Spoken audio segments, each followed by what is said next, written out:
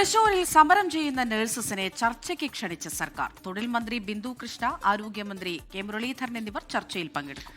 നാളെ വൈകിട്ട് 5 മണിക്ക് സെക്രട്ടേറിയറ്റിലാണ് ചർച്ച നടക്കുക. മേഘന മുരളി തിരുവനന്തപുരത്തും ചേരുന്ന കൂടുതൽ വിവരങ്ങളുമായി. മേഘന, നഴ്സുമാരുടെ സമരം, അത് പ്രത്യേകിച്ചും തൃശ്ശൂരിലെ 2 ഹോസ്പിറ്റലുകൾ അത് കേന്ദ്രീകരിച്ചുള്ള നഴ്സുമാരുടെ സമരം, അത് വലിയ രീതിയിൽ ചർച്ച ചെയ്തതാണ്. അതിൽ സർക്കാർ ഇടപെടൽ ഉണ്ടാകും എന്ന് നിയമസഭയിൽ ആരോഗ്യമന്ത്രി ഉറപ്പ് നൽകിയതുമാണ്. അതിന് പിന്നാലെ ഇപ്പോൾ ഈ ചർച്ചയ്ക്ക് വിളിച്ചിരിക്കുന്നു എന്നത് വളരെ പോസിറ്റീവായിട്ട് കാണാം. അതിലെന്താണ് നമുക്ക് മനസ്സിലാക്കാൻ കഴിയുന്ന കാര്യങ്ങൾ? നഴ്സുമാരുടെ ഭാഗത്തും പങ്കെടുക്കുമോ? ആരെങ്കിലും പ്രതിനിധികൾ അത്തരം വിവരങ്ങൾ നൽകുന്നുണ്ടോ?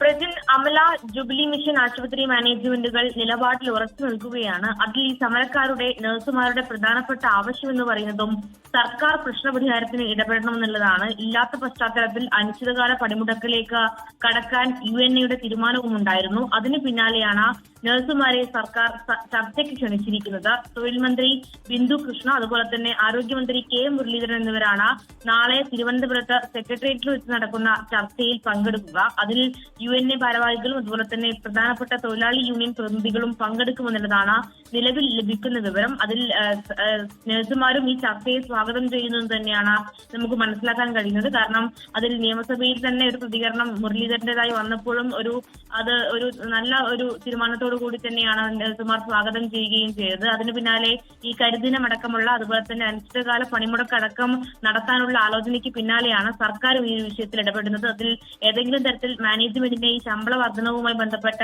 ഒരു നിലപാടിൽ മയപ്പെടുത്താൻ കഴിയുമോ എന്നുള്ളത് തന്നെയായിരിക്കും സർക്കാരും ഇക്കാര്യത്തിൽ ശ്രമിക്കുന്നുണ്ടാവുക. അമല ജുബിലി മിഷൻ ആശുപത്രി പ്രതിനിധികളെയും അതുപോലെ തന്നെ UNA പ്രതിനിധികളെയുമാണ് ഇപ്പോൾ സർക്കാർ ചർച്ചയ്ക്ക് ക്ഷണിച്ചിരിക്കുന്നത്.